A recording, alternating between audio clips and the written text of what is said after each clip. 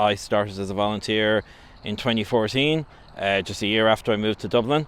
So I've been around for a few years now at Samaritans. My first interaction with Samaritans wasn't as a volunteer. I was actually a caller of the service, and I used to contact Samaritans through email.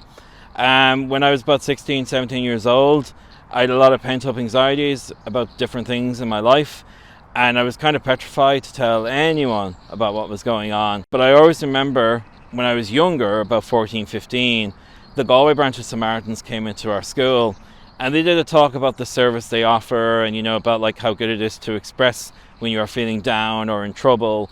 And it always stuck to me.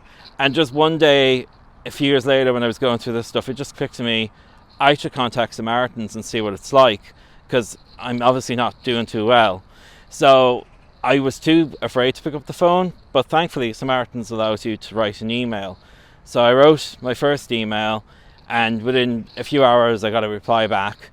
And this kept going for on and off, not constantly, but on and off for several months.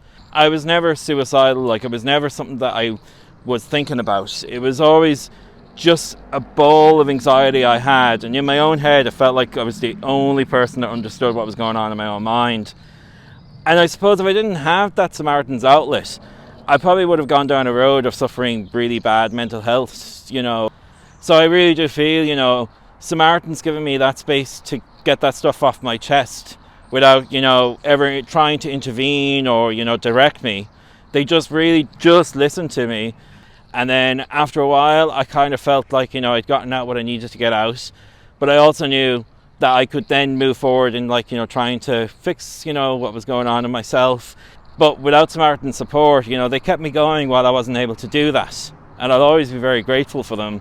And in a way, that's why I became a volunteer. So for me, giving back as a thank you is being a volunteer for Samaritans. And I have to say, 9 years later, I love doing it, and I actually don't ever see myself quitting and leaving.